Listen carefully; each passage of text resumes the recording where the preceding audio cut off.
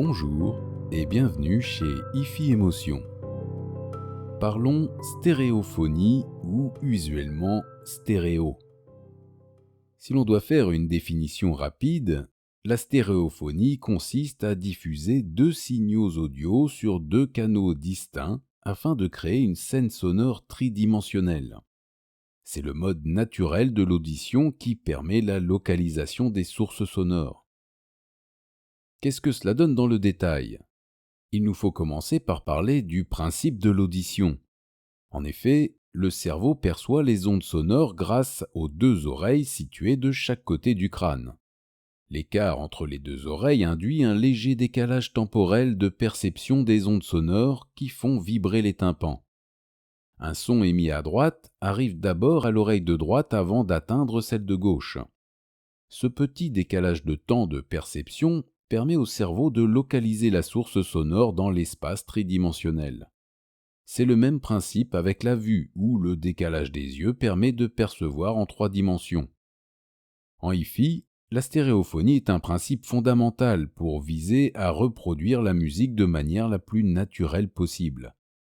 Pour y parvenir, le son doit être capté et enregistré avec un minimum de deux microphones séparés et diffuser le son par deux haut-parleurs également séparés. Qu'en est-il donc de l'avènement de la stéréophonie ?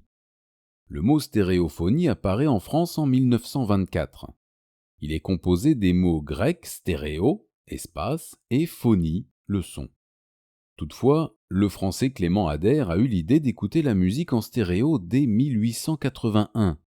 Il mit en pratique son concept en inventant le théâtrophone en 1884.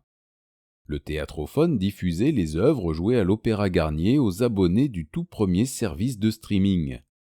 Deux microphones captaient la scène sonore et les signaux étaient transportés par le réseau téléphonique aux abonnés qui écoutaient les œuvres avec un casque muni de deux écouteurs. En 1931, l'anglais Alan Blumlein dépose le brevet du premier système d'enregistrement stéréophonique sur disque. Les signaux de deux microphones étaient gravés indépendamment sur chacun des flancs du sillon du disque. L'industrie de l'enregistrement phonographique a utilisé ce procédé quelques années plus tard. Le premier disque stéréo est présenté à New York en 1951 par Emory Cook. Il s'agit d'une expérience de démonstration qui n'est pas commercialisée.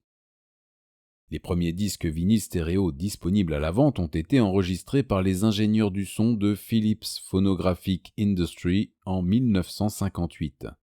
Le deuxième attendra 1960 pour paraître. Il s'agit respectivement d'enregistrements de musique symphonique de l'ouverture solennelle 1812 par l'Orchestre symphonique de Minneapolis et la Victoire de Wellington par l'Orchestre symphonique de Londres.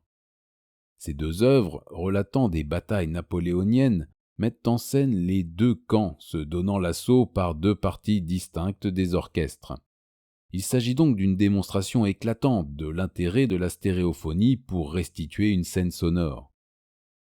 Les disques Phase 4 stéréo de Decca marquèrent profondément les mélomanes audiophiles durant les décennies 60 et 70 avec leur vinyle en stéréo ping-pong qui permettait la mise en avant de certains instruments.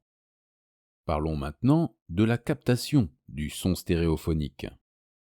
Les deux techniques de base sont la stéréophonie de temps, où les deux microphones sont placés en deux points de la scène musicale.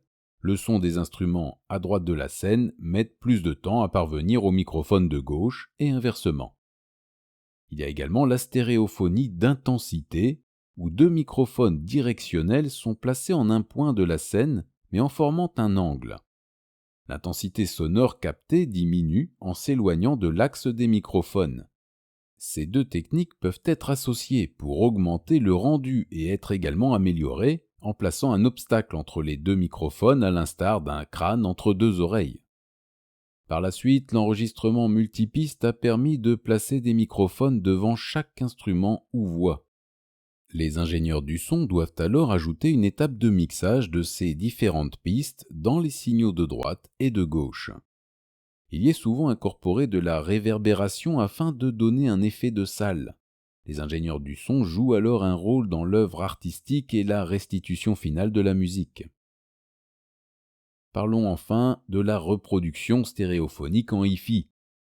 Afin de reproduire la stéréophonie d'un enregistrement, il faut deux haut-parleurs, un pour le canal de gauche et un autre pour le canal de droite.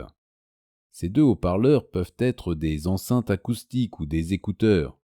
Pour les enceintes, le placement de celles-ci et de l'auditeur est important. Si l'auditeur n'est pas face aux enceintes, il ne percevra pas la restitution stéréo et il se privera de la scène sonore. Idéalement, les deux enceintes acoustiques et l'auditeur doivent former un triangle équilatéral. Certaines chaînes hi-fi se composent de deux petites enceintes, dites satellites, et d'un caisson de basse. En effet, les longueurs d'onde des basses sont très grandes, ce qui rend la localisation moins aisée. Le caisson de basse peut être placé indifféremment, contrairement aux satellites. Une production du magasin hi-fi Émotion, 78 120 Rambouillet. Merci et à bientôt.